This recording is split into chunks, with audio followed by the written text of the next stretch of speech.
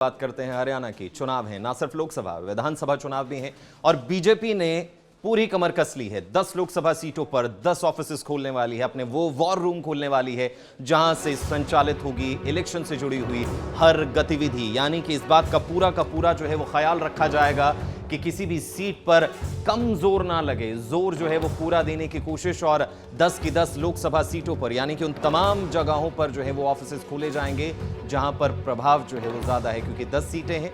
10 की 10 सीटों पर जो है वो ऑफिसेस खोले जाएंगे और वहीं से उस क्षेत्र का, उस लोकसभा सीट के राजनीतिक कारभार का पूरा संचालन होता हुआ जो है वो नजर आएगा। 30 को जो है वो अंबाला से सीएम 30 तारीख को जो है वो अंबाला से सीएम जो है वो शुरुआत करेंगे। और आपको बताएं कि 30 जनवरी को पार्टी सभी लोकसभा क्षेत्रों में जो है वो ऑफिस खोलेगी। मुख्यमंत्री मनोहर लाल, गृह एवं स्वास्थ्य मंत्री अनिल विज के अंबाला जिले से जो है वो इसकी शुरुआत करते हुए नजर आएंगे। तारीख भी जो है वो मुकर्रर कर दी गई है, 30 जनवरी से ऑफिस खुलने शुरू हो जाएंगे।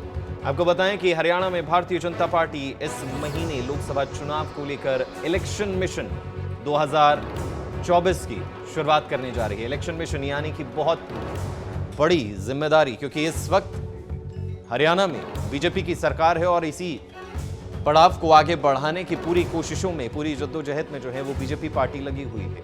ना सिर्फ लोकसभा बल्कि विधानसभा चुनावों को भी अपने गिरफ्त में करना, मजबूत पकड़ उस पर दिखाना बहुत ज्यादा जरूरी, बहुत ज्यादा अहम जो है वो होता हुआ बीजेपी पार्टी के लिए। और भारतीय जनता पार्टी मनोहर सरकार के नेतृत्व में जो है वो पूरी कोशिश करेगी कि कोई भी कोर कसर ना रह जाए। और इसी के चलते जो है ज्यादा जानकारी के लिए हमारे साथ हमारी संवाददाता पूजा वर्मा जुड़ गई हैं। पूजा, 10 लोकसभा सीटें, 10 ऑफिसेस खोले जाएंगे, 30 तारीख से शुरुआत। किस तरीके का यह वॉर रूम होगा, क्या क्या गतिविधियां यहां से संचालित होंगी, क्या कुछ कहेंगी? बिल्कुल, देखिए, जब से ऐलाने गए हैं कि जो नए प्रभारी हैं विप्लव देव की जिम्मेदारियां बढ़ी हैं, तब से हम देख रहे हैं लगातार रोज नए डिसीजन सामने आ रहे हैं जहां पर पार्टी के पदाधिकारी बदले जा रहे हैं, नए पदाधिकारी रखे जा रहे हैं। पार्टी में जो राजनेता है उनका सर्वे करवाया जा रहा है, जो मौजूदा एमएलए हैं, जो मंत्री हैं, उनके कामों की समीक्षा की जा रही है।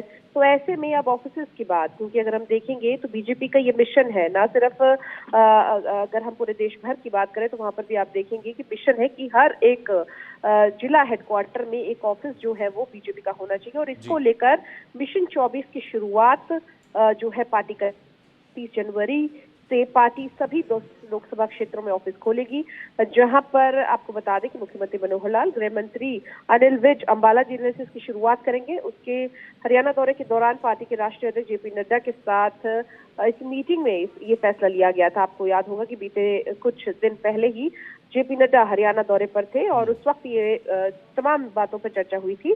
इन ऑफिस से ही पार्टी के नेता चुनाव संबंधी सारी गतिविधियां संचालित करेंगे और हरियाणा के 10 लोकसभा क्षेत्र में इलेक्शन ऑफिस का उद्घाटन भाजपा करेगी, जहां अंबाला की तो मैंने बताया, और इसके अलावा कुरुक्षेत्र, फरीदाबाद। क्या लगता है, आपका तजुर्बा क्या कहता है कि कितना बड़ा और कितना कड़ा मुकाबला जो है वो बीजेपी के लिए रहने वाला है? ना सिर्फ लोकसभा बल्कि विधानसभा चुनाव भी हरियाणा में है और एक ही साल में दोनों चुनाव हैं, तो कितना मुश्किल जो है ये चुनाव ना सिर्फ लोकसभा और विधानसभा बीजेपी के लिए रहने वाला है?